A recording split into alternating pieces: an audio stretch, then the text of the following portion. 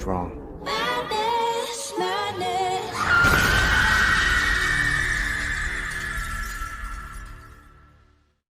स्वागत है दोस्तों एक नई वीडियो और एक नई एक्सप्लेनेशन के साथ। तो आज मैं एक्सप्लेन करने वाला हूँ डीसी यूनिवर्स की तरफ से रिलीज किया गया एक टीवी शो जिसका नाम है टाइटंस। इस वीडियो में हम इस सीरीज के पहले सीजन के पहले एपिसोड को देखने वाले हैं जो कि बेसिकली कुछ सुपर हीरोज पर बेस्ड है। यदि इस वीडियो पर रिस्पॉन्स अच्छा आया तो मैं पूरी कोशिश करूंगा कि बाकी के एपिसोड की एक्सप्लेनेशन वीडियो जल्द से जल्द ला सकूं, इसलिए वीडियो को पूरा जरूर देखना। तो बिना और टाइम वेस्ट ना करते हुए सीधा चलते हैं इसके मेन स्टोरी लाइन की तरफ।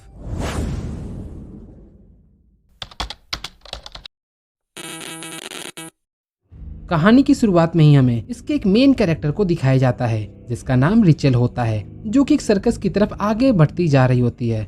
सर्कस के अंदर पहुंचने पर अचानक वहां की लाइट जलती है और फिर हम वहां पर ग्रेसन फैमिली को देख पाते हैं जो कि उस सर्कस में स्टंट्स परफॉर्म कर रहे होते हैं।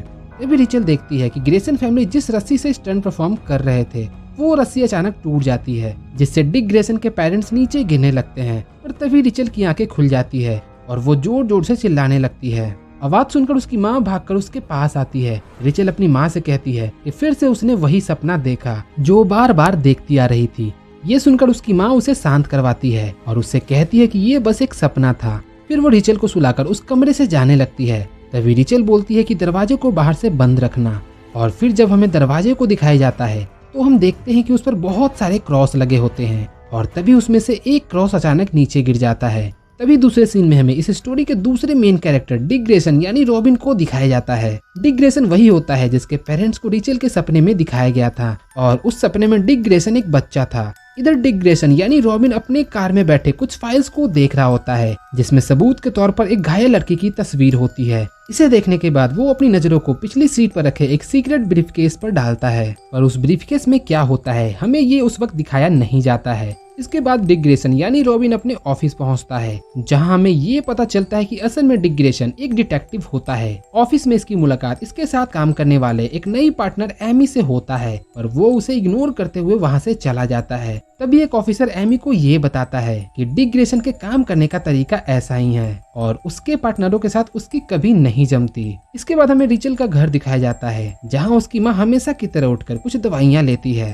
तभी हमें उसके बॉडी में कुछ नाखून के निशान को दिखाया जाता है जो कि बिल्कुल अजीब तरह का होता है। यहाँ हम इन सभी चीजों को देखकर ये अंदाजा लगा सकते हैं कि रिचल के घर में शायद कोई अजीबोगरीब घटना हो रही है जिसकी वजह से ये लोग इतने परेशान और डरे हुए हैं। इसके बाद हमें रिचल को दिखाया जाता है जो कि स्कूल जाने के पहले अपना नाश्ता कर रही होती है। तभी इसकी माँ वहाँ पहुँचती है और उससे कहती है कि मैं अपने काम के लिए लेट हो रही हूँ, इसलिए तुम्हें अपने स्कूल बस से जाना पड़ेगा। इसके बाद रिचल अपनी माँ से पूछती है कि मैं जानती हूँ कि आपको मुझसे डर लगता है, जिस पर रिचल की माँ बोलती है कि ऐसी बात नहीं है, वो अपने बेटी से नहीं डरती। फिर रिचल कहती है कि मैं जानती हूँ कि आप झूठ बोल रही हैं क्योंकि मुझे सभी चीजें एहसास हो जाती है। और तभी हम डाइनिंग टेबल के शीशे में रिचल के अंदर छुपा एक डार्क शैडो वाली फेस को देखते हैं। तभी उसकी माँ वहाँ आकर उसे प्रे करने के लिए बोलती है और यहाँ पर रिचल सच जानना चाहती थी कि आखिर में उसके साथ क्या हुआ था, पर उसकी माँ उसे बिना कुछ बताए उसे प्रे करने के लिए बोलती है। और तभी हमें रिचल की एक अजीबोगरीब रूप देखने को मिलता है जिससे उसकी माँ काफी डर जाती है। इसके बाद रिचल वहाँ से निकलकर सीधे अपने स्कूल चली जाती है।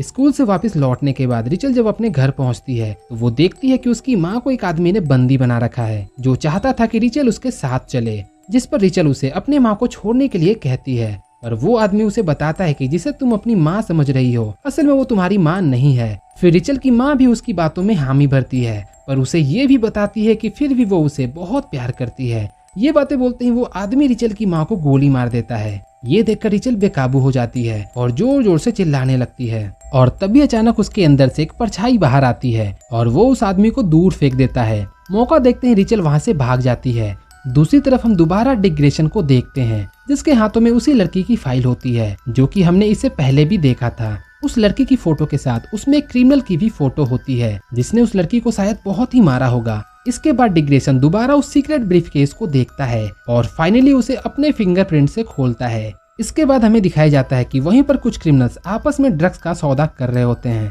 तभी डिक ग्रेसन वहाँ रॉबिन बनकर पहुंचता है। यदि मैं रॉबिन की बात करूं तो आपने इसे बैटमैन सीरीज में देखा होगा। दरअसल रॉबिन को सारी ट्रेनिंग बैटमैन ने ही दिया था और क्राइम को रोकने में बैटमैन उसे हमेशा अपने साथ रखता था और उसी समय से डिक ग्रेसन को रॉबिन कहा जाने लगा।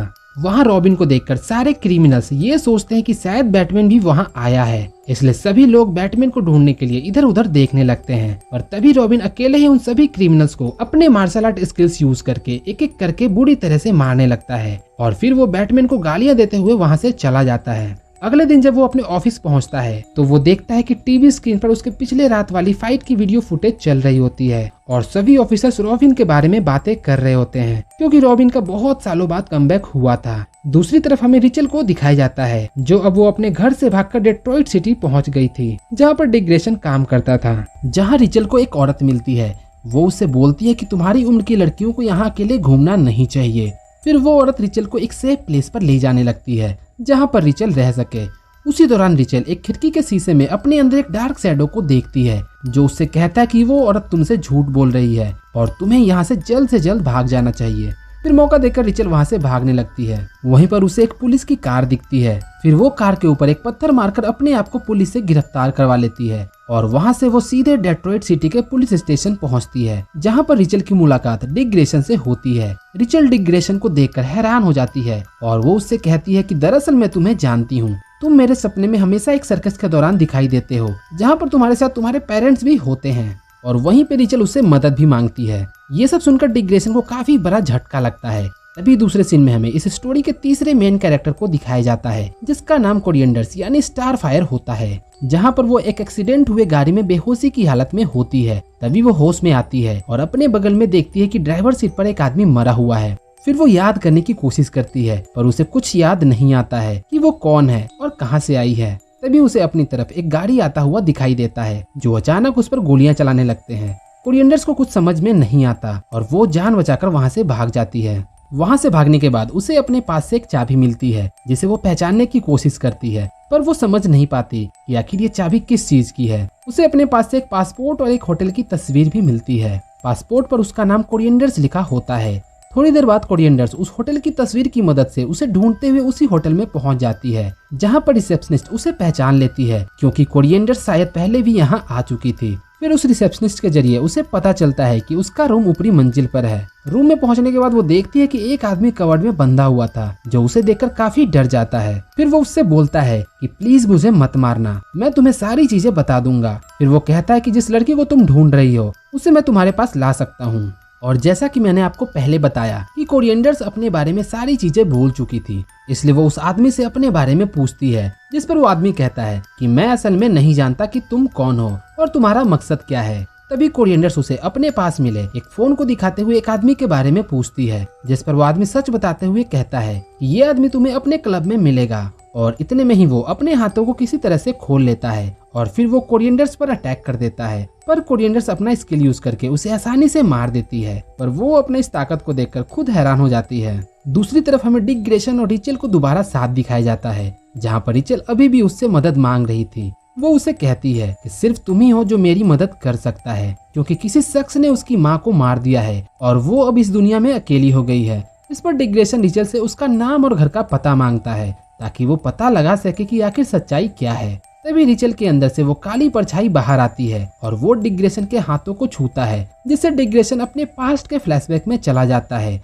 जहाँ पर हमें दिखाया जाता है कि डिक ग्रेसन के माता पिता के मरने के बाद उसे सहारा ब्रूस वेन यानी बैटमैन ने दिया था। इसके बाद डिक ग्रेसन वहाँ से उठकर जाने लगता है। तभी रिचल बोलती है कि प्लीज मुझे एक कमरे में बंद कर दो क्योंकि मैं सभी के लिए खतरा हो सकती हूँ। क्योंकि रिचल का ऐसा मानना था कि उसके अंदर एक अजीब सी चीज छुपी हुई है जो एक इवल की तरह है पर डिक ग्रेसन को कुछ समझ में नहीं आता और वो उसे वहीं छोड़कर चला जाता है। इसके बाद वो फोन पर एक ऑफिसर को रिचल के घर के बारे में पता लगाने के लिए बोलता है ताकि वो जान सके कि क्या सच में रिचल की माँ मर चुकी है या फिर वो झूठ बोल रही है। इसके बाद एक पुलिस ऑफिसर रिचल को दूसरी जगह ट्रांसफर करने के लिए लेने आता है और रिचल को वहाँ से लेकर जाने लगता है। इसी दौरान रिचल शीशे में अपनी इवल वाले फेस को देखती है जो उसे कहता है कि मुझे अभी उसे मारने दो। पर तभी वो पुलिस की भेस में वो आदमी उसे इंजेक्शन लगाकर बेहोश कर देता है। लेकिन डिक ग्रेसन उसे कार में ले जाते हुए देख लेता है और उसका पीछा करता है।